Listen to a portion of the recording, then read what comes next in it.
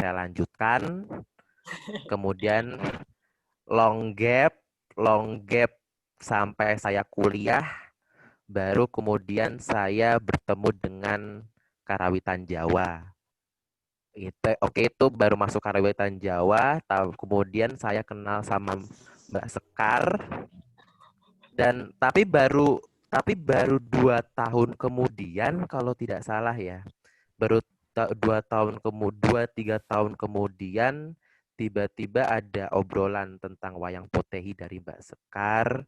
Dibilang jika Sanggar Rumah Cinwa sedang butuh dalang. Saya bilang kalau oh iya Mbak, tapi dulu saya pernah dalang, cuma saya dalang wayang Purwa Gagrag Solo, itu pun masih ajaran sekali, saya bilang gitu. Lalu Mbak Sekar bilang kepada saya kalau ya kita semua di sanggar ini itu juga belajar gitu.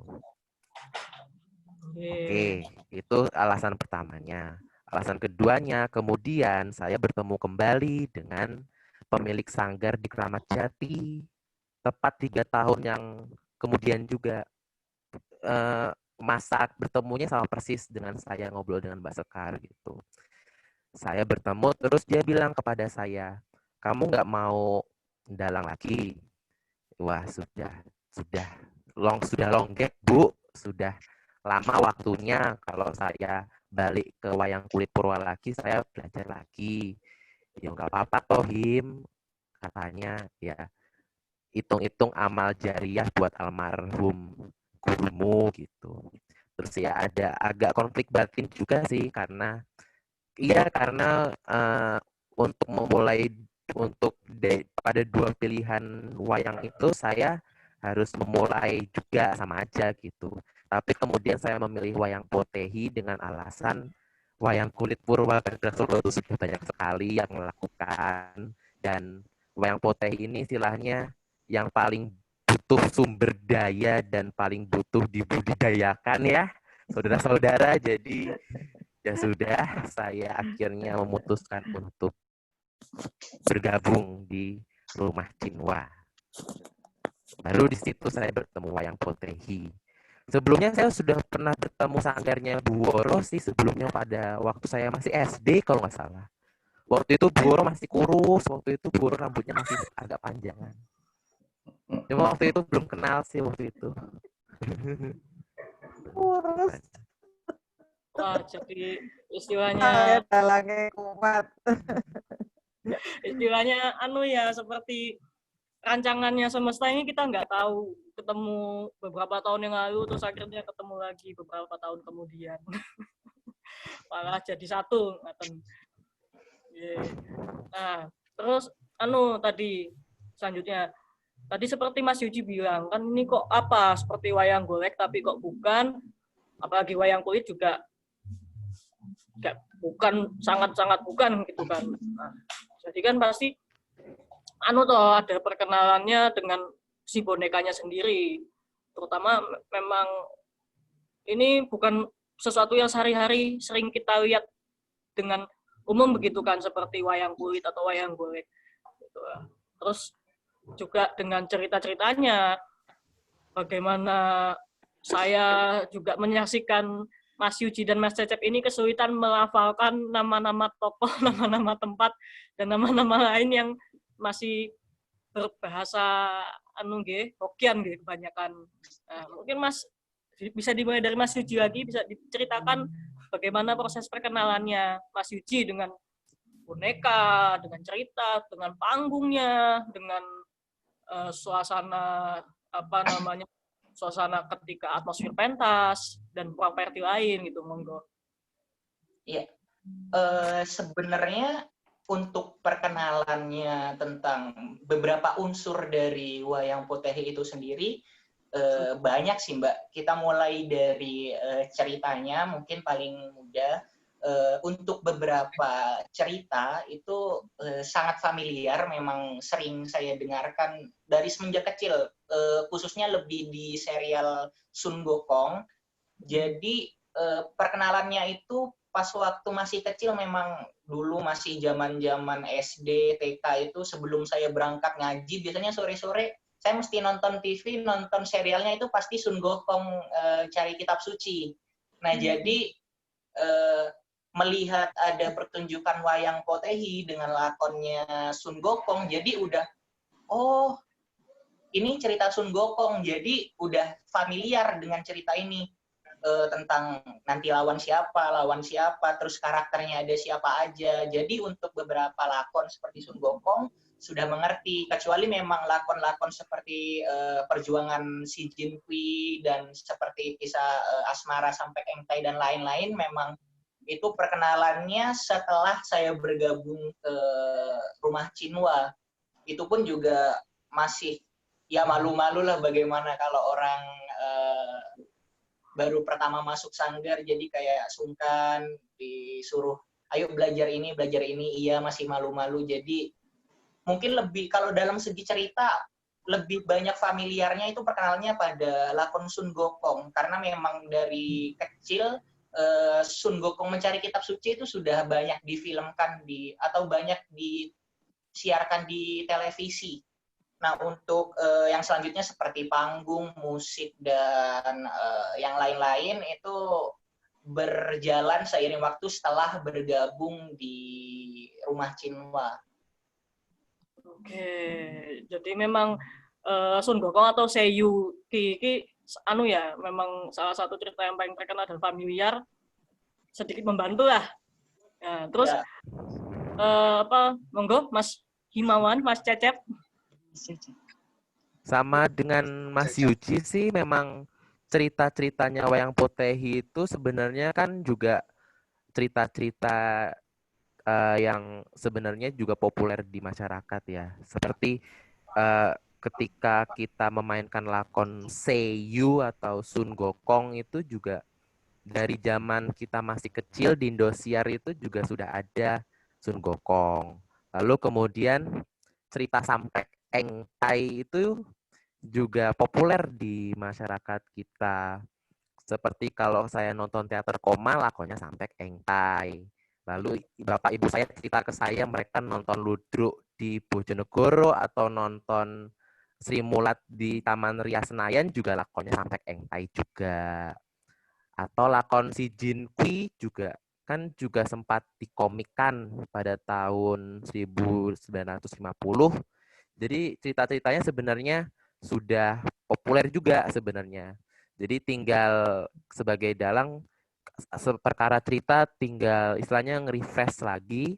Perkara teknik gimana ya perkenalannya ketika masuk ke sanggar Rumah Cinwa itu apa ya, anggota-anggota baru itu kayak pemagang kalau nggak salah. Jadi harus megang semuanya sih, harus merasakan semuanya. Jadi Bu Woro itu pernah bilang kalau ketika kita masuk Rumah Cinwa itu ya kita harus merasakan semuanya. Maksudnya merasakan apa aura, saya tidak terlalu mengerti aura gitu. Jadi ya harus merasakan jadi tukang panggung, tukang musik, tukang ya segala tukang-tukang lah gitu. Tapi ya pada akhirnya seiring berjalannya waktu kita jadi memahami apa yang dimaksud Buoro gitu ya.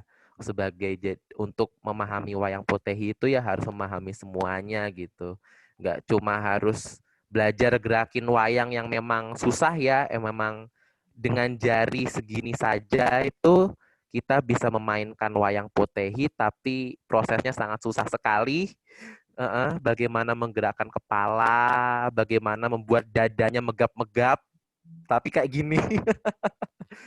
Tapi nggak, selain memainkan wayang juga ya harus ya tahu bagaimana caranya membuat panggung, bagaimana mengetahui musiknya.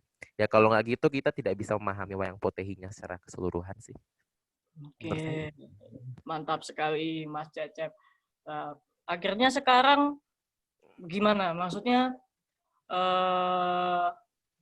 melihat boneka ini apakah hanya sebagai boneka atau sebagai teman atau sebagai ada nyawanya tersendiri atau malah justru harus Mas Cecep Mas Yuji sendiri yang memberi nyawa? Karena Mas Cecep Mas Yuji ini kan apa ya istilahnya Mas Cecep kalau jadi Sun Gokong yang monyet banget. Mas Yuji kalau jadi membawakan siluman kebo ya kebo banget gitu. Nah, itu proses pencariannya bagaimana? Proses pencariannya sehingga bisa memasukkan nyawa ke dalam si boneka itu. Lalu keduanya satu-satu. Yo. Yang dalang Wicoronya dulu aja. Oh, Saudara jadi Yuji, gimana? Saudara Yuji, Benar. dipersilahkan, Saudara Yuji. Benar, berarti Mas Cecep dalang dulu. Wicoro, kok ada dalang Wicoro? Apa ono dalang sabet? Apa ada dalang sabet? Apa udah ada pembagian porsi? Soalnya Iya Mas lah. Yuji Mas Cecep ini pasangan paling hot ini. Dalang sabetnya dulu dipersilahkan. Yang lebih Wicoronya dulu kan lebih Yang kepada lebih pengalaman dulu, Mas. Monggo dari dalang Wicoronya dulu kalau begitu, yang suaranya bisa macem-macem. Loh, yang lebih pengalaman justru. Moderator mempersilahkan Mas Cecep terlebih dahulu, silakan. Aduh, gimana ya? Aduh, wayang itu kan ya nggak tahu sih, mungkin nanti para partisipan diskusi ini bisa nambahin atau membetulkan ya. Kalau saya kan mengetahui wayang itu kan boneka.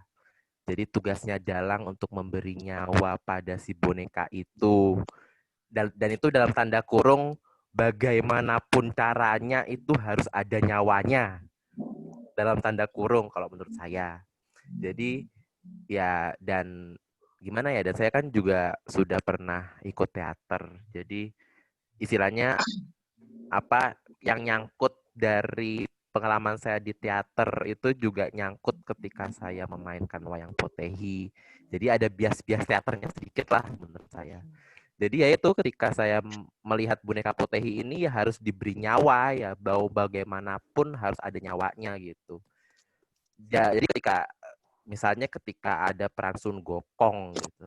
Sun Gokong itu ketika saya melihat Sun Gokong itu saya harus tahu dulu monyet itu seperti apa gitu ya. Ya monyet ya sudah, monyet berteriak-teriak, monyet itu Dicontohin Mas, monggo boleh.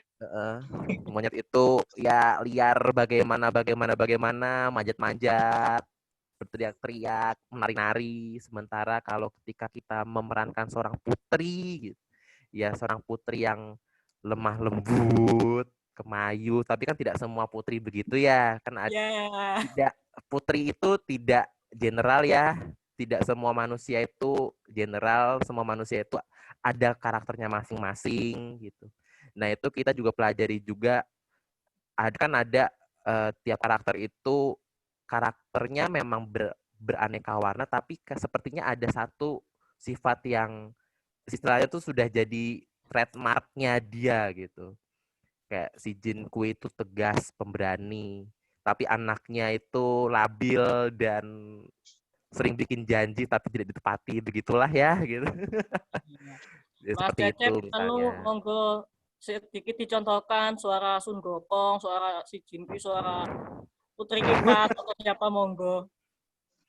Seperti ketika saya memerankan Sun Gokong ya mau nggak mau harus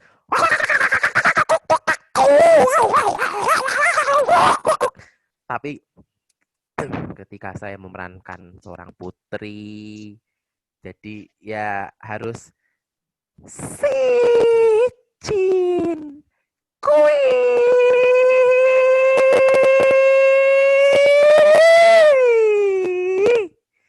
Si Jin Kui.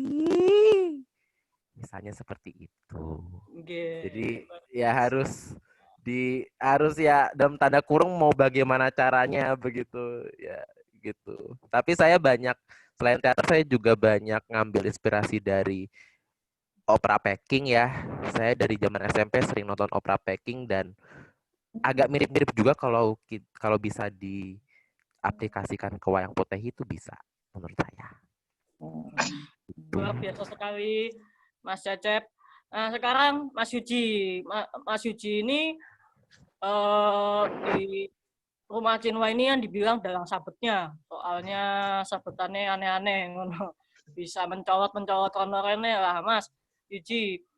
Iya. Terinspirasinya dari mana? Referensinya dari mana? Gitu, kalau boleh diceritakan.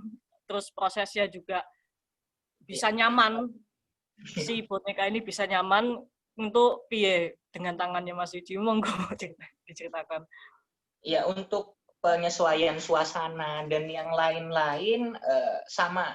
Untuk masalah pandangan terlebih dahulu hampir sama pandangannya dengan Mas Cecep, seperti Mas Cecep bahwa misal wayang potehi ini adalah boneka dan bagaimana kita memberikan nyawa kepada boneka itu sendiri.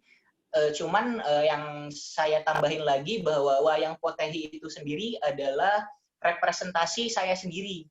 Nah, jadi semisal saya ingin membawakan karakter siapa, semisal karakter siluman kerbau. Siluman kerbau itu saya cari referensi dari buku-buku, terus tanya ke senior-senior yang memang sudah dalang-dalang dari sebelum-sebelumnya. Oh, siluman kerbau ini pemarah, siluman kerbau ini rada pelin-pelan atau gampang dibohongin. Jadi saya mencari seperti apa sih diri saya sendiri kalau semisal saya itu gampang pemarah, terus gampang dibohongin sama pelin-pelan kayak gitu. Jadi saya merasa bahwa yang main ini siluman kerbau ini malah bukan siluman kerbau, tapi saya merasa bahwa ini saya sendiri kayak gitu. Untuk pun kayak orang yang jahil, orang yang karakter-karakter yang lain pun itu saya mencari referensinya bahwa karakter ini tuh seperti apa sih, dari buku, dari apapun itu, bertanya kepada senior, bahkan guru itu sendiri. Nah, habis itu saya korelasikan dengan sifat-sifat yang memang, karena ya kita ketahui bahwa setiap orang pasti memiliki sifat-sifat mulai dari maskulin dan femininnya sendiri ya. Jadi saya sesuaikanlah dari situ, sesuai dengan yang saya dan kira-kira mengena ke para pendengarnya kayak gitu.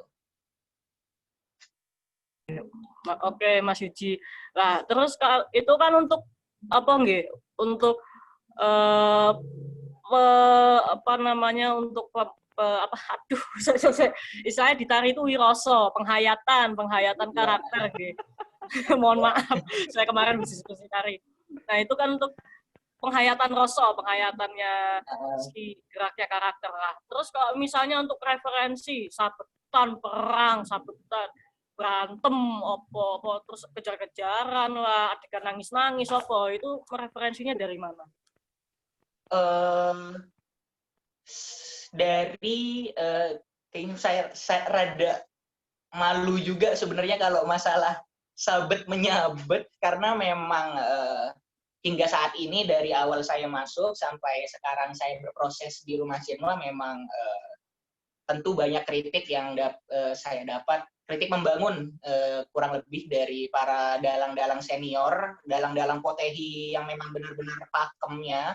Jadi merasa bahwa bukan kayak gini kalau dalam berperang atau gini cara ininya. Jadi sebenarnya jujur saya ngambilnya itu dari beberapa cara nyabetnya wayang kulit, tapi saya konversikan jadi di dalam wayang potehi. Jadi mungkin bagaimana cara membanting dan bagaimana sabet-sabetan perang yang lain itu malah jujur menurut saya malah banyak karena pengaruh dari wayang kulit. Nah, makanya saya kalau memang ada waktu yang cukup dan memadai serta ya tempat yang juga memadai, saya ingin belajar lebih dalam lagi tentang bagaimana sih cara menyabet wayang potehi yang memang pakemnya. Soalnya memang jujur saya dan Mas Cecep sendiri juga rada kesusahan untuk mencari referensi tentang pakem-pakem wayang potehi itu sendiri, karena dari literasi yang memang sangat susah untuk dicari, terus juga praktisi-praktisinya juga ya masih ada, cuman jarak wilayah kita yang memang sedang berjauhan kayak gitu. Jadi sangat jarang malah kita bisa bertemu dalam satu panggung kayak gitu. Dan untuk gerakan-gerakan yang lain seperti naik pohon atau apa, itu lebih ke imajinasi saya sendiri sih. Kalau kayak Sun Gokong, kera itu suka naik-naik, manjat-manjat ya udah, atau nanti tiba-tiba dia duduk gimana ya, itu hasil kreasi saya sendiri. Juga kadang sering juga senior ngasih tahu paling enggak kamu kalau mau jalan wayang itu kayak gini, jangan loncat-loncat kayak pocong atau gimana. Jadi sebenarnya untuk pakem-pakem dasarnya kayak berjalan, kayak megang sesuatu seperti itu sudah ada, sudah memang diajarkan dari awal kita masuk.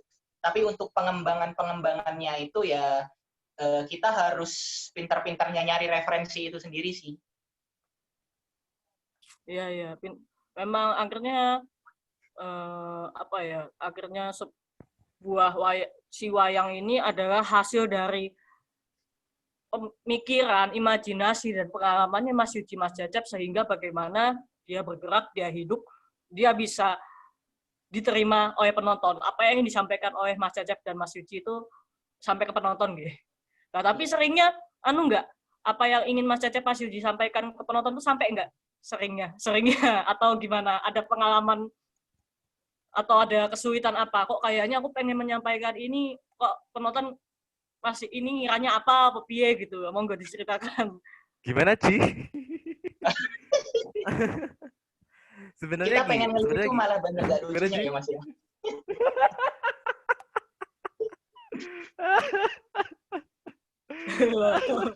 Tapi Mas Yuji, Mas Cecep ini kalau ndalang itu wah sudah apa namanya humornya itu cetukannya itu reno-reno, bisa tiba-tiba wah saya mau beli AC 2 pintu. Wah Dewa apa aku ingin mengalahkan siluman kelabang. Oke, aku berikan kamu sekumpulan burung untuk memakan siluman kelabang.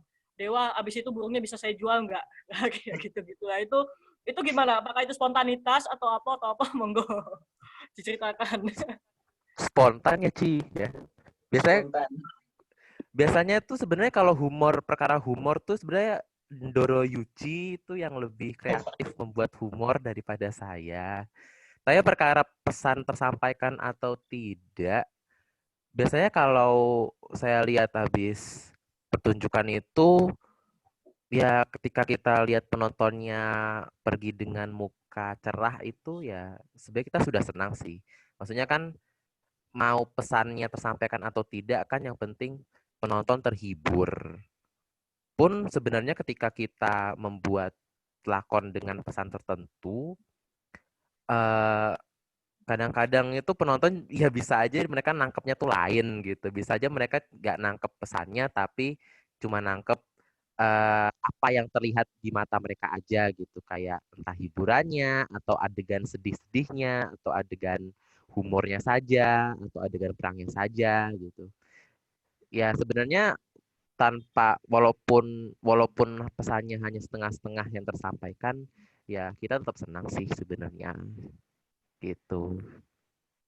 Ya kurang lebih sama lah ya Mas ya. Iya. Itu nggih. Wah, jadi oke sebentar. Kita coba. Berarti kan tadi Mas Cecep kan memang punya latar punya latar teater. Nah, terus Mas Yuji ini seneng nonton wayang kulit. Terus juga dengar-dengar pernah paduan suara katanya. Segala macam. Nah, terus selain itu kan pasti banyak toh pengalaman-pengalaman lain, gak cuma masalah berkesenian, tapi juga masalah untuk belajar, berkembang dan sebagainya macamnya, juga proses-proses pembelajaran yang lain, ilmu-ilmu teoritis mungkin yang didapat di kuliah, bagaimana wayang itu, bagaimana manusia itu, bagaimana memahami kondisi keadaan lingkungan. Nah, terus bagaimana Mas Cecep dan Mas Yuji merangkum semua itu, segala latar belakang, pengetahuan, dan segala pengalaman itu jadi satu hingga berproses diolah menjadi sebuah pertunjukan. Berat ya. Pertanyaannya berat. Nggak terasa apa-apa. Mas Cecep dulu yang memang sudah menyelesaikan tugas akhirnya. Loh. Monggo Mas Cecep kalau begitu. Kok berat-berat sih pertanyaannya. Tapi kalau sebenarnya gampang ya. Sebenarnya kalau perkara menyatukan semuanya itu yang mau nggak mau ya nyanggar. Maksudnya ketika saya dan itu bukan kerja dalang saja gitu loh. Tapi kerja satu tim gitu. ketika kita habis pentas di Salihara pada bulan Februari kemarin, saya dan Yuji sering ditanya bagaimana proses kreatif kita, bagaimana kita menyatukan semua pengalaman kita sehingga menghasilkan suatu pertunjukan yang pantas ditonton. Sebenarnya kita berdua tuh mau bilang kalau itu bukan kerja individual gitu, itu kerja satu tim gitu. Dan maksudnya bukan apa ya, kerjanya tuh ya memang kita masing-masing memikirkan bagaimana caranya, tapi cara kerjanya ya kita kerja bareng gitu loh dalam satu tim. Misalnya salah satu dari kita punya gagasan, yuk kita mau bikin lakon X, kira-kira begitu. Yaitu kita diskusi bareng, habis diskusi bareng kita cobain per adegan, kita cobain musiknya kayak gimana, lalu kita diskusikan lagi. Jadi ada proses dinamika dalam tim itu yang sebenarnya membuat kita bisa menyatukan semua pengalaman kita gitu loh. Jadi gitu. Menurut saya sih kerja tim sih. Sebenarnya kalau dijelasin panjang tuh abstrak, tapi praktiknya tuh memang kerja tim. Gitu sih. Lebih kepada komunikasi ya memang ya Mas ya. Komunikasi. Memang nggak bisa dieksekusi sendiri. Jadi memang harus bareng sama tim musiknya, sama dalangnya juga, sama wayangnya juga gitu sih. Pemilihan wayang Malah mana kita juga iya sering ngeyel-ngeyelan juga pas waktu lagi berproses brainstorming kayak gitu. Ngeyel-ngeyelan satu sama lain. Justru itu seninya. Iya. Justru itu serunya ya. Yang musik suka ngeyel ya.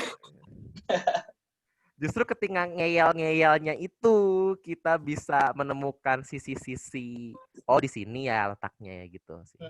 Benar. Jadi nggak cuma berproses tapi juga akhirnya berkembang gitu. Berkembang. Kalau Mas Yuji bagaimana Mas Yuji?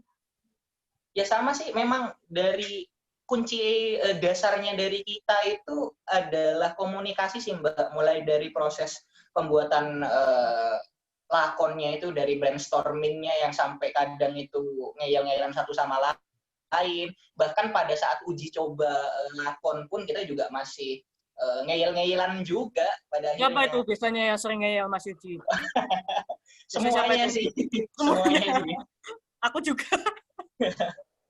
Pun juga akhirnya yang kita sadari dari hasil proses itu pun kalau dibandingkan hampir di setiap satu pertunjukan ke pertunjukan yang lain dengan lakon yang sama itu berbeda.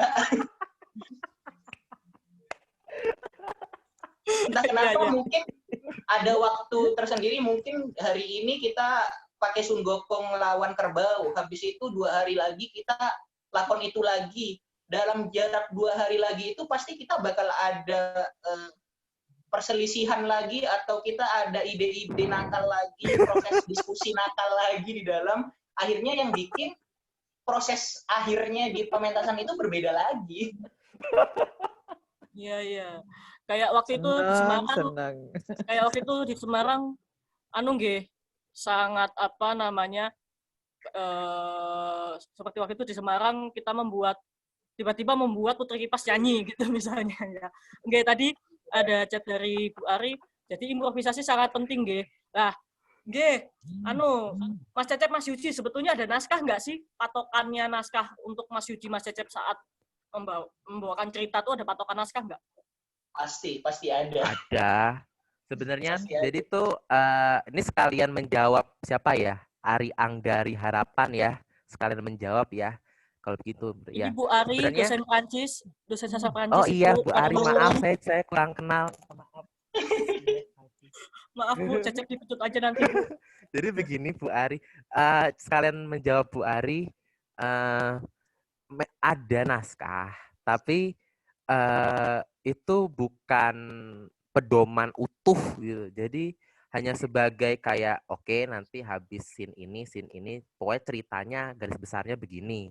Tapi pada hari H itu ya terserah dalangnya untuk mengimprovisasi seperti apa, karena itu seperti tadi Yuji bilang, lakonnya sama, jalan garis besarnya sama, endingnya ya sama aja gitu. Tapi di tengah-tengah dan di awal akhir kok ada yang beda gitu. Karena memang Tapi ya, improvisasinya bukan merubah jalan cerita itu sendiri kan ya Mas ya? Bukan enggak, merubah. bukan. Sama kayak ketika kita nonton pertunjukan wayang kulit purwa ya. Wayang kulit purwa itu kan juga banyak lampahannya, ada kayak bagan-bagan yang cerita yang harus dia turutin sampai endingnya pun juga harus sama gitu. Tapi kan tiap dalang pun juga pasti beda membawakannya, dan bahkan satu dalang pun membawakan lakon yang sama itu juga pasti akan beda gitu. Gitu sih. Sama kayak dalang-dalang pada umumnya juga sih. Mas Iji, bagaimana? Sama, jadi memang benar tadi yang tambahannya tadi yang Bu Ari bilang bahwa memang skenario yang kami siapkan ini paling tidak adalah alurnya, garis besar dari apa yang memang jalan ceritanya seharusnya berjalan. Cuman ya balik lagi bahwa sebagai seorang dalang dan pekerja seni, entah kenapa saya merasa bahwa kita juga selain memberikan tatanan kepada penonton, kita juga memberikan tontonan juga. Bagaimana sih kita memberikan tontonan yang segar sesuai dengan audiensnya. Misal kita audiensnya anak muda, bagaimana kita bikin alurnya ini sama, cuman bagaimana kita improvisasi mungkin lebih kepada bahasa atau menggunakan teknologi-teknologi. Kita menyebutkan teknologi-teknologi yang ada, padahal pada zaman itu juga nggak ada kayak gitu. Sebagai salah satu cara untuk bahwa mereka menikmati, jadi nggak cuman takutnya malah mereka wayang diem doang, tiba-tiba ngantuk tidur pulang kayak gitu. Jadi kita pengennya malah wayang itu benar-benar dinikmati dan diresapi maknanya kayak gitu. Oke. Ini ada chat dari Mas Robi, katanya sanggit sanggit. Karena sanggit dalang-dalang tergantung pengalaman dalang masing-masing. Nah, itu tadi rangkum.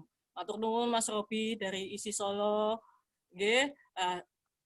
Bu Ari, chat dari Bu Ari, saya pikir disitulah ciri khas wayang potehi sebagai bagian dari seni tradisional. Maka pengalaman dan wawasan sangat penting. Ini ada pertanyaan dari Romo Danang. Romo Danang, saya pernah lihat rekaman pentas Mas Cecep dalam wayang potehi dengan iringan gamelan dan gending Jawa. Pertanyaan saya, sebenarnya aslinya penggunaan instrumen gamelan apa dan gending apa? Oke, monggo Mas Cecep dulu mungkin.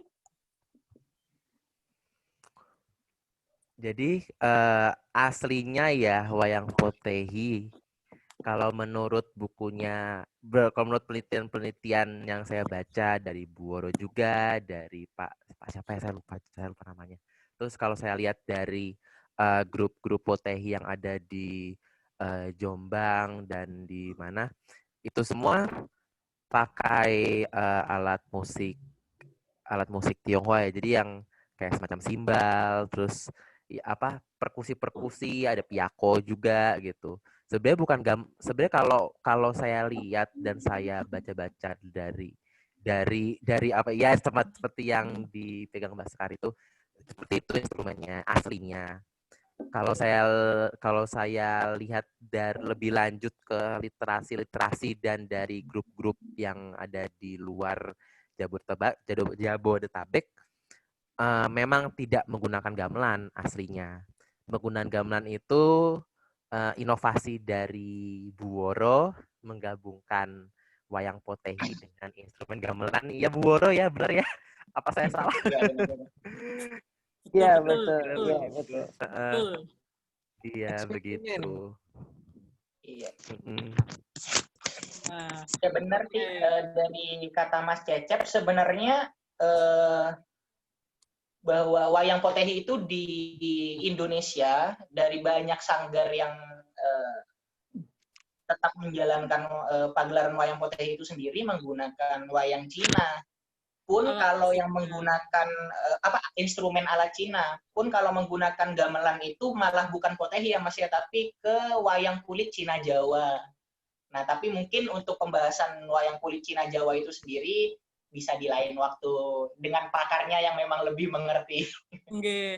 Nah, ini penggunaan wayang potehi dan gamelan itu memang inovasi bagaimana bahwa meskipun ini wayangnya wayang Cina, sebenarnya juga bisa menceritakan tentang cerita-cerita Jawa. Nah, dengan itu juga kita instrumennya juga bagaimana biar menggunakan alat musik instrumen Jawa biar terlihat lebih padu seperti itu. Oke. Inovasi ya jadi jatuhnya ya Inovasi sebenarnya ya. mungkin ya. Tapi karena pada akhirnya kan wayang itu kan harus apa ya? Kalau kita lihat bisa dikreasikan kembali, bisa dikasih inovasi. Dan menurut saya juga wayang potehi dengan gamelan itu hanya satu dari sekian inovasi yang akan datang sepertinya. Amin. Sepertinya begitu sih. Karena kayaknya akan ada rencana diiringi dengan alat musik lain, Mbak Sekar ya. Nuwun sewu. Sebelumnya saya sedikit iklan, minggu depan itu diskusi yang Bunda bercerita akan kembali diadakan dengan temanya musik pengiring wayang potehi. Jadi monggo nggih Romo Danang menawi kersa minggu ngajeng wonten kita bergabung, kita lebih mendalam membicarakan soal musik di dalam potehi nggih. Matur nuwun, saya lanjut pertanyaan dari Bu Ari soal audiens. Apakah sebelumnya sudah tahu audiens seperti apa? Pernah tidak ada pengalaman ternyata audiens sangat berbeda dari yang diperkirakan? Sumonggo, Mas Yuji dulu mungkin. Gimana, Mbak? Saya ulang ya. Soal audiens, apakah sebelumnya sudah tahu audiens itu seperti apa? Pernah tidak ada pengalaman ternyata audiens sangat berbeda dari yang diperkirakan? Nggih, monggo.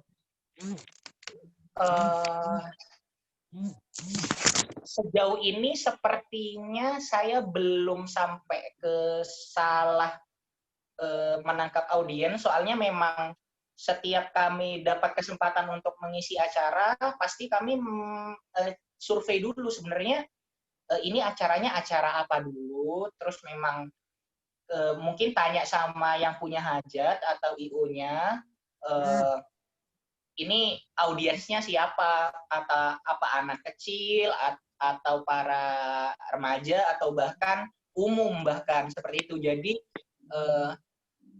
sampai sejauh ini saya sampai belum sampai ngerasain yang namanya salah menilai bahwa oh kayaknya ini nanti yang nonton remaja tapi ternyata yang nonton anak kecil kayak gitu, belum. Pun kalaupun demikian sebenarnya kami lebih kepada bagaimana cuman menfilter bahasanya aja sih kayak gitu. Jadi kalau memang menyesuaikan dengan usia dari para audiens kami, semisal anak-anak ya Ibu Woro pasti udah sebelum kami pentas pasti udah pesan-pesan, kalau enggak malah muring-muring, jangan ini yang nonton anak-anak nih, jangan sampai kamu ngomong-ngomong kata kasar atau apa, pokoknya beri kesan bahasa-bahasa yang terpuji seperti itu. Oke, Mas Yuji. Jangan sampai ada pesan sponsor. Oke, sebelum dilanjut ke jawaban Mas Cecep, ini ada masukan dari Lause dari BINUS, Universitas BINUS. Sebaiknya kata Cina bisa diganti Tiongkok karena Cina atau China. Karena kata Cina ada konotasi negatif. Cina merupakan sebutan Jepang kepada negara China tahun 1913. Matur nuwun. Terima kasih kritikannya. Masukannya, monggo Mas Cecep dijawab agak cepat karena pertanyaannya banyak ini. Iya, banget ya.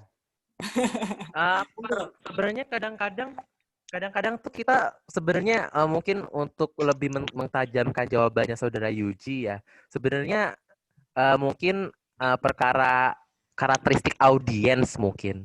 Jadi kita tuh pernah ketika kita mau mentas di Salihara itu, jadi tuh kita tuh banyak berprasangka kalau oh ya ini apa ya, kita akan pentas di hadapan orang-orang yang terbiasa menonton pertunjukan seni, terbiasa menonton pertunjukan seni di ruang yang konteksnya sudah di framing sebagai seni gitu.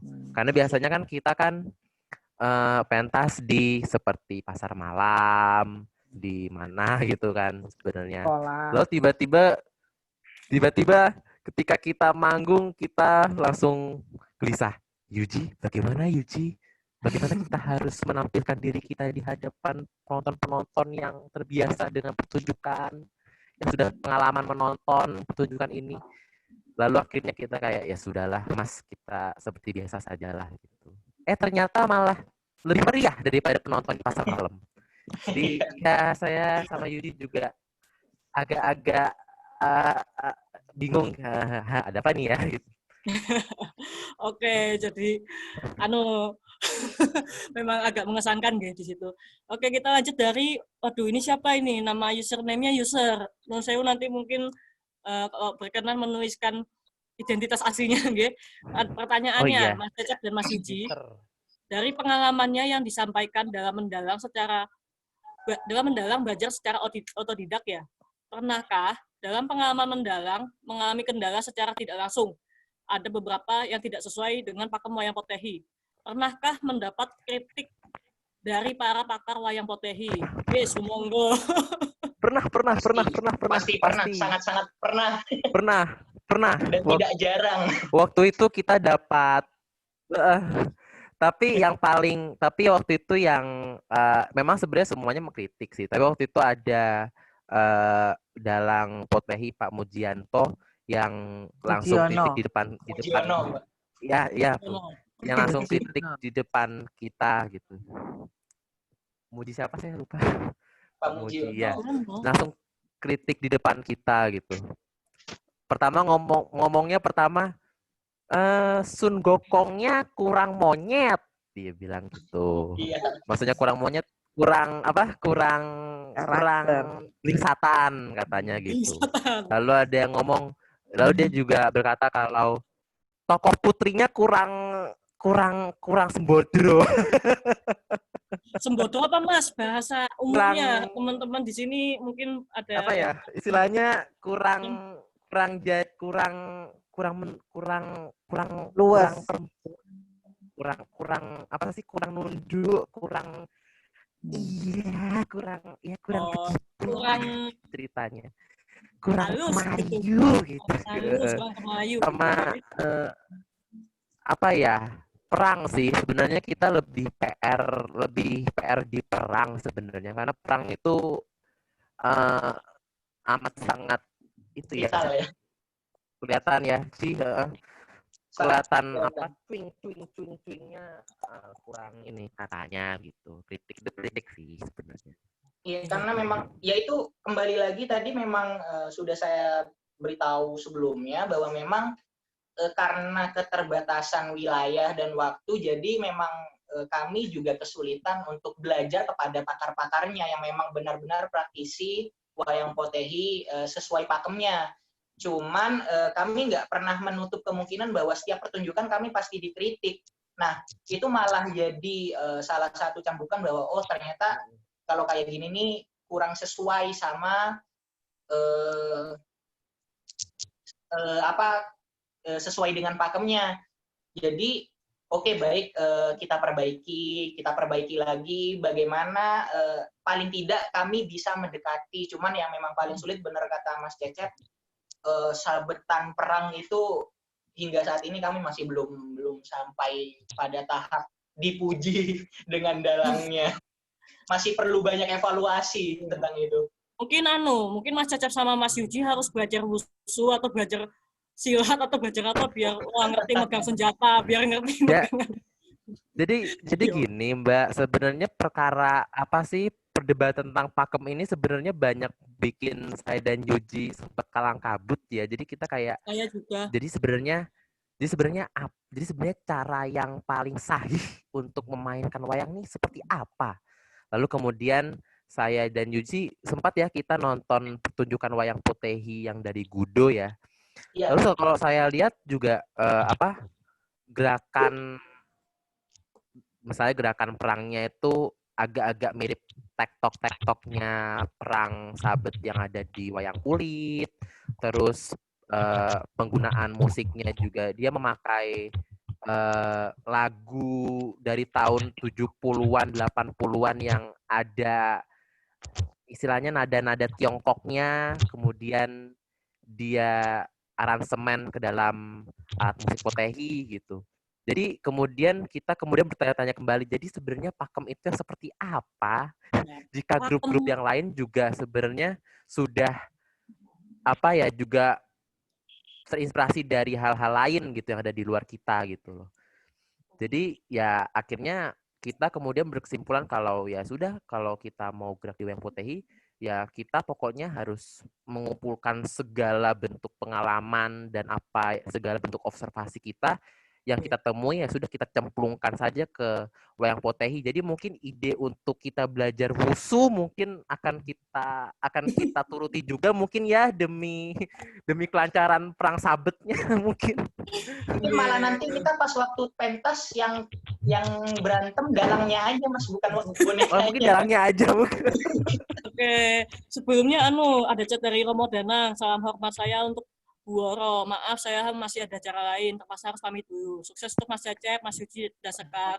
Sampai jumpa, salam budaya yang game, sembah nuwun Romo. Ya, terima kasih. Oke. Sampai ketemu. Ya, sembah nuwun Romo Danang. Terima kasih. Oke, lanjut ke pertanyaan dari Bu Ros. Singkat aja. Bagaimana pengalaman pertama kali Mas Cecep, Mas Yuji dalang? Singkat saja. Monggo, dari Mas Yuji dulu deh. Gagok. Pasti gagok. Banyak salah. Terus pasti dalam ini dari yang pengalaman saya pribadi, kalau pertama kali mendalang pasti ayo dong cepat selesai. Pokoknya gimana caranya bisa selesai dalam pagelaran 30 menit, selesai 5 menit aja kayak gitu. Dari saking gugupnya membawakan, karena takut salah, takut yang lain lah banyak. Biasalah ya, pasti tebak panggung lah ya. Ya. Mas Cecep bagaimana Mas Cecep? Cara itunya gerakin wayang itu memang susah pertama-tama ya, memang dengan kendalanya tuh dengan tangan yang begini gitu loh.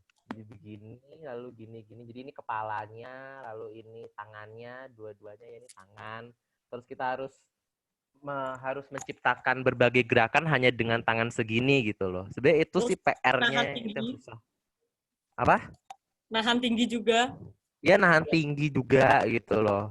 Jadi itu sih, terus juga nahan cara menjaga nafas kita tetap panjang ya sebenarnya ya. Gitu, itu sih sebenarnya. Iya, oke, matur nuwun. Kita lanjut ke pertanyaan dari Bu Esi. Bagaimana wayang Potehi RCW berkolaborasi dengan wayang yang lain? Wah, matur nuwun Bu, akan kami agendakan. Paling dekat pasti kita kolaborasi sama yang bentuknya sama 3 dimensi juga ya. Mungkin wayang golek ya. Nanti kita jadwalkan ya. Sebenarnya kita pernah kok waktu itu kolaborasikan dengan wayang golek ya. Saya yang nggak ikut waktu itu. Udah pernah ya? Betul. Wayang golek pernah, terus kita nyoba kolaborasi dengan wayang Cina Jawa meskipun masih masa uji coba. Wayang kulit. Dicoba. Ya, wayang kulit Cina Jawa itu pernah kita, tapi masih dalam tahap uji coba. Nah, insya Allah kalau memang nanti waktunya berkenan, terus semua perangkat-perangkatnya memang sudah memenuhi, akan lebih dikembangkan lagi tentang Wacinwa itu sendiri. Oke, mantap sekali. Oke, lanjut pertanyaan dari Mbak Greta. Wah, Mbak Greta ini suhu filologi juga ini Mbak Greta. Ingin bertanya, wayang Potehi yang ditampilkan apa lebih ke kontemporer? Wayang Potehi Rumah Cinwa mungkin Mbak maksudnya. Apakah lebih ke kontemporer? Jadi ada banyak inovasi untuk memenuhi selera audiens di zaman modern. Monggo, satu aja yang jawab, satu. Siapa?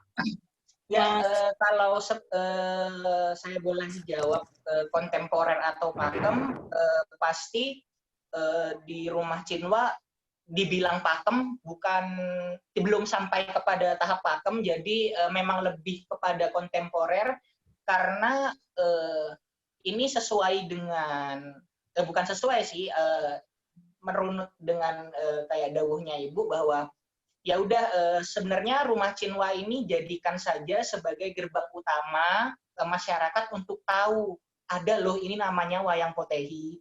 Nah, jadi anggapannya kita ini garda untuk memperkenalkan wayang potehi.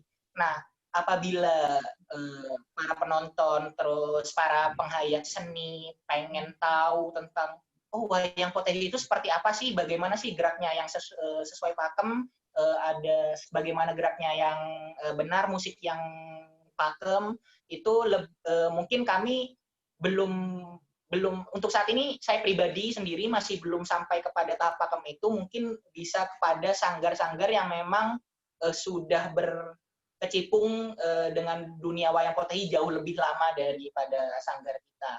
Oke. Nah, menyambung dari itu mungkin habis ini yang jawab Mas Cecep. Ini pertanyaan dari Mas Robi dari Solo. Loh, kenapa tidak mendalami tradisinya dahulu, baru membuat atau mengembangkan tradisinya? Menyambung dari tadi Mas Siji yang pakem. Kira-kira apa sih kendala yang mendasari kesulitan mempelajari pakem wayang potehi? Monggo Mas Cecep. Wah, banyak. Waduh, jadi sebenarnya jadi gini ya. Sebenarnya saya hal yang sebenarnya jadi bahan pusingnya saya dan saudara Yuji dan Mbak Sekar dan yang lain adalah sebenarnya tuh kita juga punya jalan, punya semacam apa sih, kayak jalan pikiran kalau ya udah kita inin pakemnya dulu, baru kemudian kita kembangin. Sebenarnya gitu. Sebenarnya itu sama juga. Terus kemudian tapi yang bikin kita pusing adalah ini sebenarnya pakemnya itu yang mana gitu loh. Sebenarnya tuh the most proper way itu apa gitu loh. Terus akhirnya ya sudah, kemudian ya kita usaha juga ya, masa kita nggak usaha sih, ya udah kita usahakan. Akhirnya kita lihat literatur yang ada dulu, literatur yang sudah dikumpulkan oleh Bu Woro, kita rekor, istilahnya kita bangun dulu gimana, terus kita juga lihat dari sanggar-sanggar potehi yang sudah ada. Lalu adanya di mana aja Mas itu? Baru dapat nih beberapa nih. Sebut yang di Semarang sama yang di Gudo kalau nggak salah ya. Iya, Semarang. Kalau nggak salah sih. Gudo. Surabaya. Kayak kita juga udah mulai menemukan kayak semacam misalnya kalau misalnya di wayang kulit purwa kan ada misalnya jejer awalnya harus gimana. Nah, kita udah mulai nemuin nih jejer awalnya nih kayak gimana nih, kita udah mulai nemu nih misalnya. Dan jejer akhirnya kita juga udah mulai nemuin bagaimana yang katanya pakemnya tuh kayak gimana, kita udah mulai nemuin gitu. Ya, tapi itu jalan pelan-pelan gitu. Suluan gimana Mas? Aku jawabin kendala dulu. Terus tapi kendalanya itu pertama apa ya? Itu sih kita tuh mungkin karena kita di Depok, terus sanggar yang lain itu ada jauh dari Jabodetabek. Jarak sih sebenarnya ya Mas Robi ya. Sebenarnya kita bukan jarang sih, belum ada kesempatan untuk mengguru secara intensif sih sebenarnya.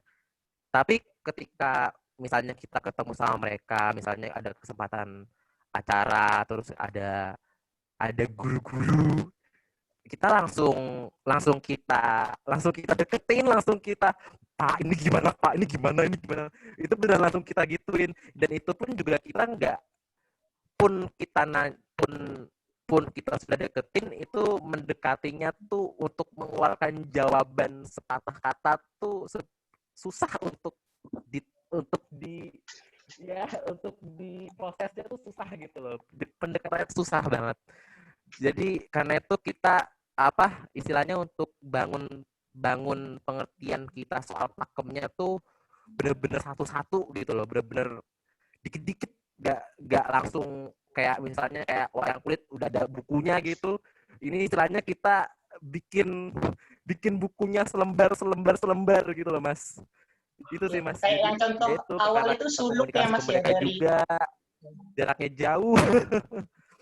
kayak yang suluk Tuh. itu kan kita Sama mulainya dari satu kan. literatur apa? Kan kayak Gimana, kita mulainya itu dari suluk, contohnya itu kan kita dari satu suluk, akhirnya dari kami berguru, Mas Cecep juga ketemu dari Semarang, dari manapun ada senior di sana, kita langsung tanya suluk ini kalau ada apa aja, akhirnya nambah lagi. Contohnya apa, Mas? Penggunaan suluk apa misalnya? Apakah tokoh masuk, apa sebuah keadaan atau apa? Iya. Banyak contohnya sih, mulai dari pembukaan kita memang ada suluk tersendiri, memang suluk pamungkasnya dari Rumah Cinwa. Memang hampir di setiap pagelaran wayang pasti menggunakan suluk tersebut. Terus Mas Yudi, boleh dicontohkan suluknya, Mas? wah, Hafal nggak? apa insya Allah Bu. Monggo. Ciao, Chow ciao. Chow Hasan Wai, Shen Hua Man Tikai, Hok Lok Chai Chiu Shu, Wi Hap Cheng Shen Lai.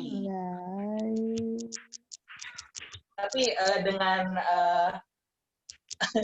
intonasi yang sudah dipelajari. Terus nanti sesuai per karakter, nanti kalau untuk yang siluman pasti ada suluknya tersendiri, untuk dewa nanti punya suluknya tersendiri, kesatria punya sendiri, raja punya sendiri, seperti itu.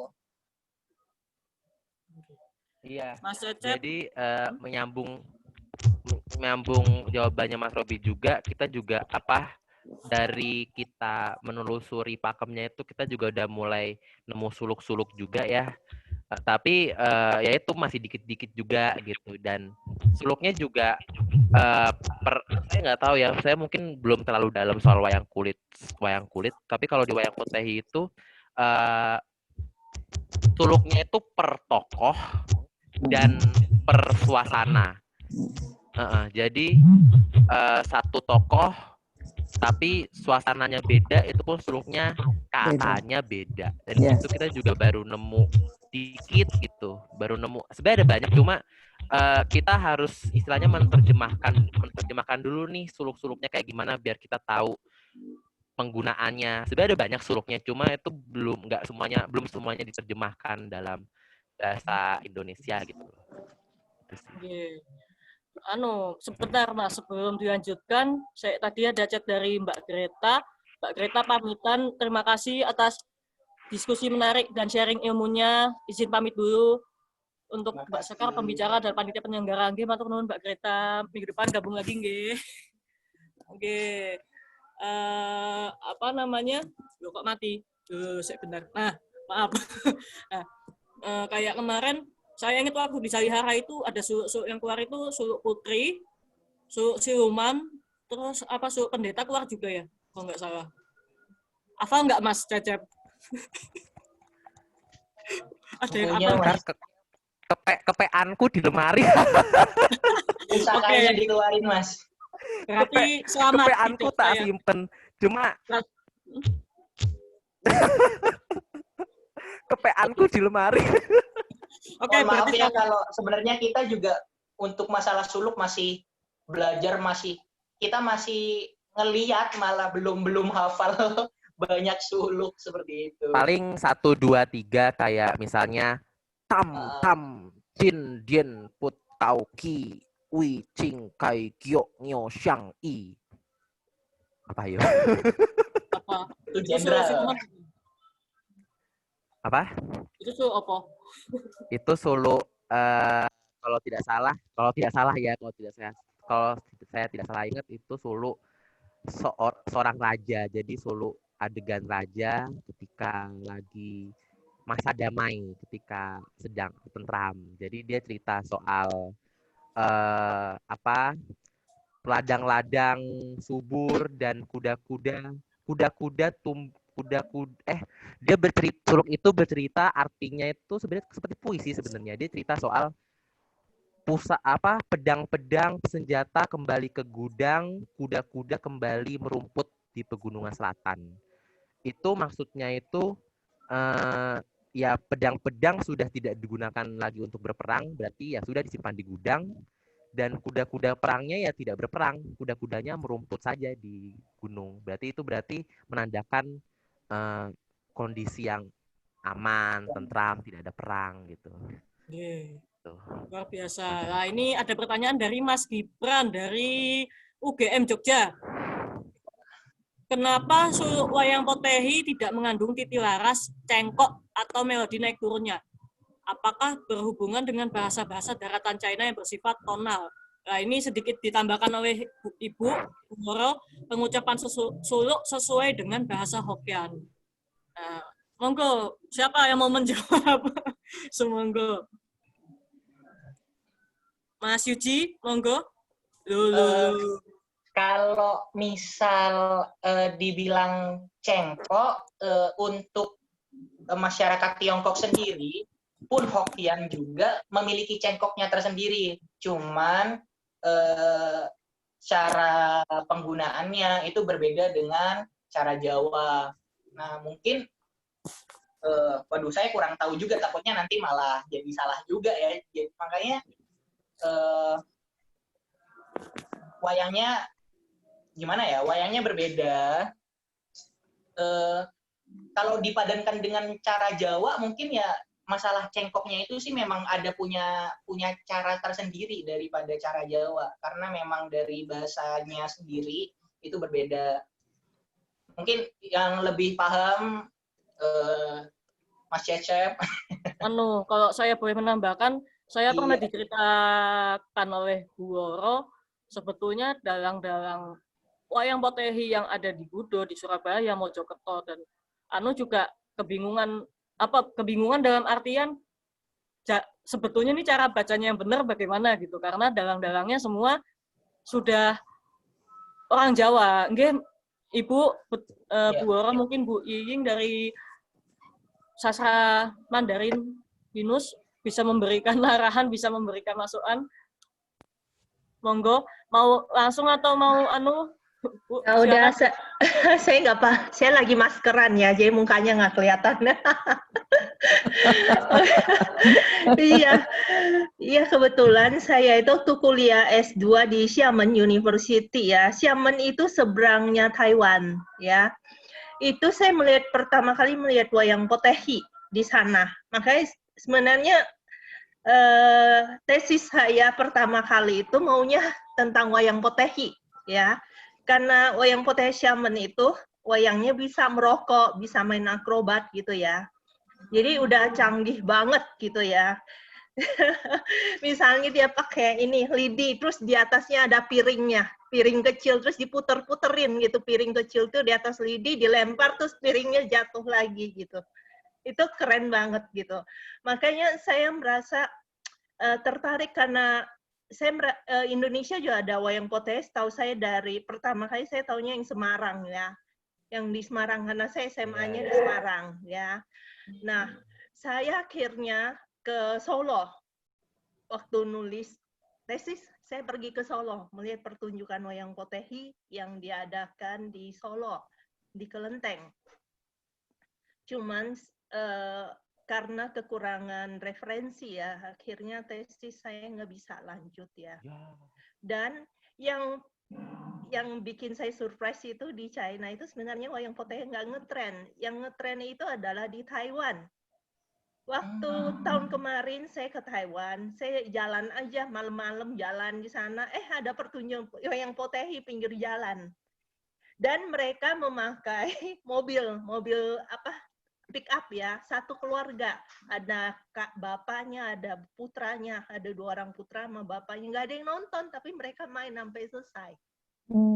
Jadi kayaknya sepertinya itu ada tradisi keluarga ya. Kalau di Hokkien mereka masih memegang tradisi keluarga. Kalau di China mungkin karena udah gede ya. Dan saya ke perpustakaan di terbesar di Xiamen University juga tidak ketemu buku tentang wayang potehi di Perpustakaan Nasional Xiamen University. Bukan Xiamen University, kota Xiamen, sorry. Akhirnya saya nggak jadi menulis wayang potehi. Nah, sebenarnya wayang potehi itu harus bisa digali lebih lanjut ya. Tapi kita kiblatnya bukan ke China, harusnya ke Taiwan. Saya baru tahu, saya pikir itu dari China itu ya. Ternyata pada saat ada perpecahan ya Kuomintang dengan yang China ada yang pindah ke Taiwan terus membawa sebagian besar budayanya yang masih dipertahankan di Taiwan. Termasuk ini kukung ya, Forbidden City, barang-barang peninggalan itu lebih banyak di Taiwan dibandingkan di RRC itu. Katanya sih seperti itu ya. Itu sih pengalaman saya lihat wayang potehi di Xiamen, di Taiwan dan di Indonesia sih. Ya, nah saya pikir sih kita bisa ya, misalnya, ya saya apresiasi ya adik-adik yang masih tetap semangat ya untuk wayang, karena jujur aja ya, wayang potehi itu kan ya kurang menjual ya, misalnya dibandingkan ini barongsai. Mahasiswa saya aja setengah mati ya, saya paksain untuk ngeliat wayang juga nggak mau ya. Bu Oro, makasih loh, waktu itu saya paksa ya untuk wayang potehi biar mereka tahu, karena mayoritas mahasiswa Chinese itu otaknya adalah bisnis ya. Kalau ikut wayang potehi mereka pikir nggak dapat duit buat apa gitu. Saya apresiasi adik yang ikut rumah wayangnya. Saya sih maunya ya gimana caranya kita bisa promosi, dan saya riset tentang wayang potehi, ada publikasi saya banyak di ResearchGate juga ya.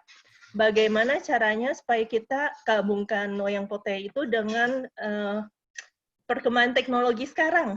Jadi ada animasinya gitu sih. Saran saya dari penelitian-penelitian. Jadi kita bisa mengangkat hal yang baru ya, supaya orang bisa melirik lagi wayang potehi yang model baru gitu seperti apa, tanpa kita meninggalkan ciri khas kita juga ya. Itu sih saran saya aja, tapi tetap semangat ya adik-adik. Ya, saya senang gitu. Makasih banyak loh. Justru saya apresiasi kalian yang mempertahankan budaya China loh, bukannya keturunan Tionghoa loh. Ya, benar-benar ya. Oke, itu aja sih sekedar sharing dari saya. Makasih. Terima kasih. Iya. Semoga kita semua selalu diberkahi oleh Dewa Langit. Iya. Ya, semoga ada kesempatan nanti ya ke Taiwan ya Bu Oro ya, untuk melihat wayang potehi di sana ya. Jadi kita gali lebih lanjut ya. Ya. Ya, pasti. Tinggal tergantung Bu Oro ya. Kita nabung Bu Oro. Kita nabung. Citylink PP 3 juta katanya Bu. Oh, kecil. Ya, kita nyicil ya mulai tahun ini ya. Setelah corona berlalu kita pergi Bu. Oke, ya salam semangat ya. Oke. Ada chat dari Ibu tadi, mungkin Mas Jos dari Kanada berkenan sedikit men-sharing pengalamannya dalam teater potehi di Cina. Di China. Di China. Oke. Masih bangun ya, Mas Jos? Di Kanada tadi katanya jam 12, berarti sekarang jam 1 kira-kira ya. Kita sudah berjalan 1 jam. Tak terasa. Maaf sebentar. Jatuh HP saya. Loh. Loh, ini piye? Oh iya, maaf. Bu Esi, budaya apapun di Indonesia adalah milik kita bersama. Perlu dilestarikan sesuai dengan perkembangan teknologi dan informasi. Matur nuwun. Nggih. Jadi tadi bahasannya iki kenapa sih? Sewu. Nah, jadi soal pakem ini dan suluk dan sebagainya macamnya seru ya. Memang sepertinya kita harus bukan mengabulkan, kita memang harus membuat pementasan online. Mungkin nanti Mas Robi, Mas Gibran yang lagi di Jakarta deket-deket bisa ikut bantu ya. penodongan ini saya. Ya, kita Oke. boleh ikut ngomong. Boleh Bu, monggo Bu. Ya, menanggapi Bu Ying ya tadi, sebetulnya saya juga belum tahu banyak bagaimana Potehi di China dan Taiwan. Semua masih bersifat referensi saja. Kalau informasinya Bu Ying bahwa di China itu tidak ada Potehinya lebih jarang, itu sebetulnya ya perlu dipertanyakan ya. Kita punya cita-cita see you in China ya, berapa 3 juta pulang pergi? Mosok sih. Ya nanti melalui Bu Ying dan Mas Jos yang memang memiliki banyak referensi di Taiwan maupun di China, di Xiamen, ya kita akan coba kembangkan ya. Kita cobalah bagaimana kita bisa studi ke sana. Ya nggak tahu apa satu tim Potehi komplit apa hanya beberapa orang itu lihat corona aja bisa hilang ya, kita kan nanti ke sana deh. Nah kemudian sulok tadi. Siapa yang tanya soal cengkoknya tuh ya? Gibran tadi Bu. Iya, sebetulnya apa yang dibacakan Yuji tadi sekedar karena ini online ya Ji ya, jadi kayaknya kita nggak sepenuh ada irama ya, kan kalau yang memang kita pernah mendapatkan dari Pak Paul ya, nah itu menjadi patokan bacaan kita. Hanya memang suluk-suluk yang lain seperti yang sudah dipelajari sama Cecep melalui Pak Mujiono atau Mas Soni, setiap pertemuan jadi sangat berharga ya Cep ya. Dan sangat gitu. Kami ingin mengundang mereka untuk hadir di Rumah Cinwa, tetapi para dalang senior itu memiliki jadwal pentas yang sangat ketat. Paling tidak kalau mereka pentas di Kelenteng itu 10 hari, 20 hari, 1 bulan. Jadi kesulitan. Satu-satunya waktu adalah kita mengunjungi mereka sambil studi Potehi begitulah. Atau pada saat Pak Subur di sini pentas di Jakarta selama 30 hari secara rutin, setiap Imlek itu bisa menjadi kesempatan kita untuk mempelajari pakem. Nah, pakem kayaknya kalau saya perhatikan nggak ada pakem yang bisa kita gunakan secara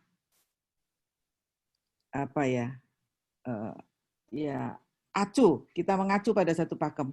Tiap dalang itu punya, Pak Tio punya pakem sendiri. Pak Mujiono punya pakem sendiri. Pak Sesomo punya pakem sendiri. Nah, itu paling tiga dalang besar. Ya. Pak Subur punya pakem sendiri. Gudo punya pakem sendiri. Nah, nanti Rumah Cinwa punya pakem sendiri. Okay. Kurang lebih begitu. Gagak Rumah Cinwa. Sesuai dengan kemilenialan. Nah, itu ya. Anak-anak muda menggali potensi melalui teknologi dan juga karakternya disesuaikan gitu. Mungkin itu aja tambahan saya, tapi ya itu tadi masih banyak yang harus kita pelajari ya, Sekar ya, dan juga teman-teman yang lainnya, Cecep dan Yuji, ya pokoknya ditenani, itu apa nggak sing sound mic itu apa namanya Yuji? Gimana Bu? Stand mic Bu. Hah? Stand mic Bu. Stand mic ya? Oke. Ya wes. Pokoknya tetap semangat. Jadi buat teman-teman yang bertanya tadi, kami pun masih harus belajar. Tetapi betul kata Yuji bahwa untuk memperkenalkan kembali Potehi di lingkungan masyarakat atau apa ya, dunia seni itu juga ya apa yang kita bisa kita lakukan begitu, termasuk yang di online ini sekarang. Keren. Hadiah ke China ya, Xiamen. Nanti Bu Ying yang cari tiket promonya.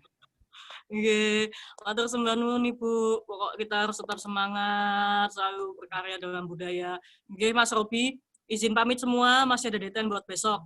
Sukses untuk Lacinwa. Oh iya, sampai ketemu besok Mas Robi. Berkarya bersama, semangat semua. Nah mungkin, wah kita nggak kerasa ini sudah 1,5 jam diskusi. Ya. Wow, oke mungkin ada lagi yang mau bertanya? Monggo.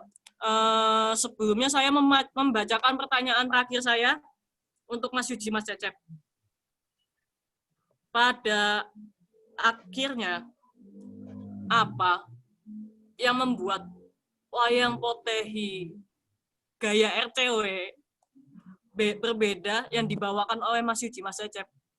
Apa yang membedakan itu dengan wayang potehi yang grup lain? Monggo.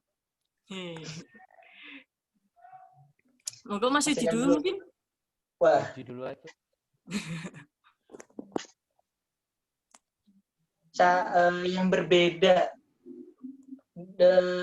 Yang berbeda lebih kepada pembawaan kita sih. Saya juga kadang bingung kalau dibilang bahwa nanti yang beda sama RCW dengan wayang potehi yang lain, apa memang beda? Bedanya mungkin lebih kepada bahwa kita itu tidak menutup untuk menggunakan apapun, pemikiran-pemikiran apapun, hal-hal apapun yang memang ada, terus kita gunakan untuk dijadikan bahan pentas. Jadi di sini mungkin lebihnya dari RCW adalah pemanfaatan semua sumber daya yang ada. Oke, pemanfaatan semua sumber daya yang ada. Istilahnya the power of gotong royong. Iya. Oke, mantap Mas Yuji. Mas Cecep bagaimana?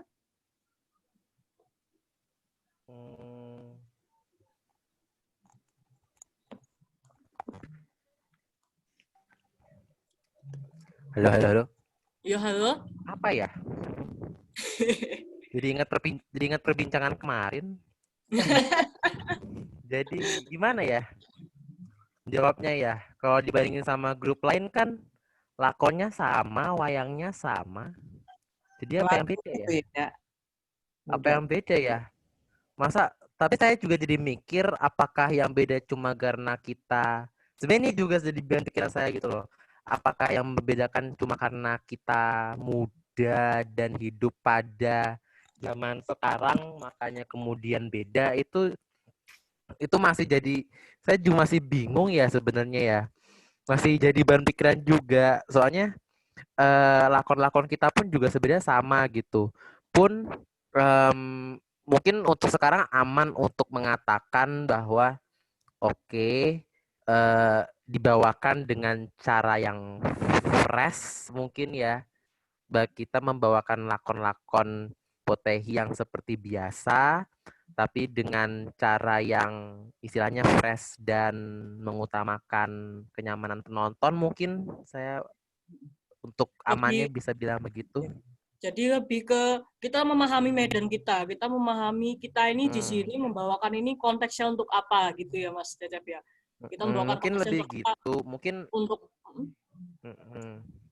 pendidikan begitu, ya, atau penyuluhan atau apa, karena memang cukup sering ya kita diundang oleh sekolah-sekolah untuk menyelipkan cerita-cerita soal kebaikan, hormat pada orang tua, mencintai lingkungan, apa segala macam.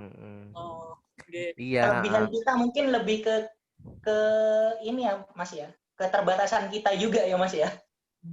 Iya, tapi sebenarnya aku tuh juga waktunya menyambung dari pembicaranya Mbak Sekar sama Mas Sem pada entah berapa hari yang lalu, jadi kepikiran gitu. Maksudnya apalagi sih yang membedakan sanggar RCW dengan sanggar-sanggar lain? Masa cuma dari dalangnya doang? Aku juga kepikiran gitu loh. Mungkin mungkin kedepannya RCW kita bisa bikin inovasi lagi, mungkin kita bikin lakon yang mungkin tokohnya klasik, tapi kita bikin cerita carangan kita sendiri mungkin begitu, atau kita bereksperimen dengan instrumen lain. Mungkin kan kemarin kita sudah eksperimen dengan gamelan, mungkin untuk kedepannya kita bisa eksperimen dengan ya media yang lain mungkin. Orkestra. Jadi berarti Nusantara, Potehi Jawa, Potehi Bali, nggih Bu. Menuju berarti OTW. eksperimental ya. Eksperimental. Harus bisa, semangat. Nggih. Ada lagi yang ingin bertanya? Satu kesempatan terakhir. Nah, ini pesan dari Mbak Notulen. Bapak, Ibu, teman-teman semua yang hadir di sini, kita foto bersama. Fotonya itu screenshot dari laptopnya Mbak Zuyatun. Monggo kalau berkenan videonya di-on-kan sebelum kita tutup, kita foto bersama.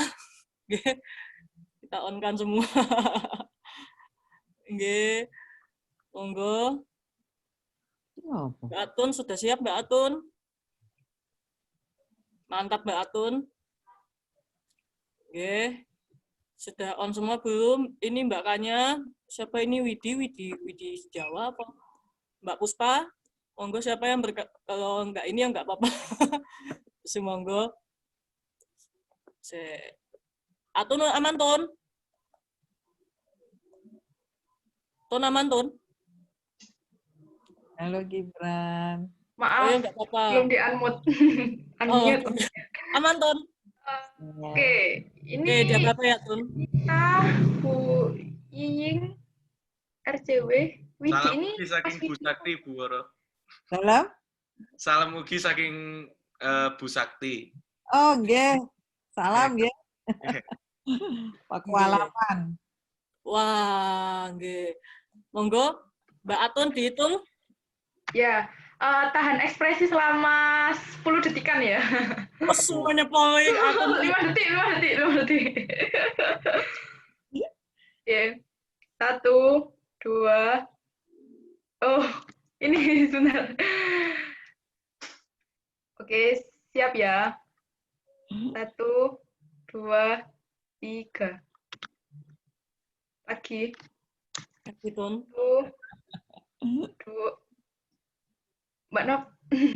1, 2, 3. Ya, terima kasih semuanya. Mbak Atun, Ya.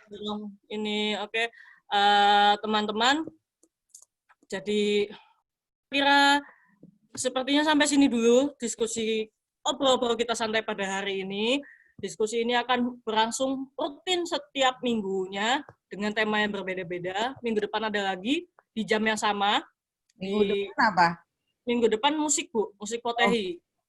Oke, nanti akan ada infonya akan ada di Instagram kami. Jadi silakan follow @rumahcinwa di Instagram. Nggak ngerti nanti sama Mbak Novi di follow back atau enggak ya, itu nggak tahu saya. Oke, matur sembah nuwun. Sebelumnya saya memberikan info juga, semua hasil diskusi hari ini direkam oleh Mas Arik, adminnya. Nanti akan diupload di IGTV dan di YouTube. Jadi bisa ditonton ulang ya kalau masih mau cari referensi, atau Mas Yuji sama Mas Cecep mau mendengar suaranya kembali lagi, monggo. Buat suara cempreng. Nah, ada baiknya kita tutup dengan cara yang unik. Mas Yuji dan Mas Cecep coba sedikit mempraktekkan bagaimana ketika Putri Kipas kaget bertemu Sun Gokong, lalu siluman kerbau ngejar Sun Gokong. Monggo. Kita saksikan lakon lagi puasa, lagi puasa nanti kehausan. Santai. Ayo, monggo. Sudah kangen ini. Monggo. Ayo Mas, kita ini. Mana, Ci? Sun Gokong sama siluman kerbau closing aja. Yo, monggo. Yang kayak gimana sih? Yang gimana sih closingnya lupa. Bahaya ini. Monggo. Saudaraku. Yang mana sih gue lupa? Loh. Jangan Suamiku siluman kerbau. Oh, tibanya ini istriku. Tadi kukira siluman kera. Oh. Iya, siluman kerbau. Kita akan mengakhiri diskusi pada sore hari ini, siluman kerbau. Oh, jadi dari tadi ada diskusi. Oh. Namanya juga lagi live di Zoom, Dodol. Oh, live. Oh, aku masuk TV. Oh, ya sudah. Aku masuk TV. Ayo, aku mau bukain pintu orang tuaku lah. Udah sampai rumah. Ya udah. Teman-teman semuanya, Bapak, Ibu, terima kasih sudah menyaksikan diskusi ini. Jangan lupa minggu depan kami datang lagi. Dadah. Dadah, terima kasih. Selamat sore semua, terima kasih yang sudah nonton. Sampai berjumpa. Sampai jumpa.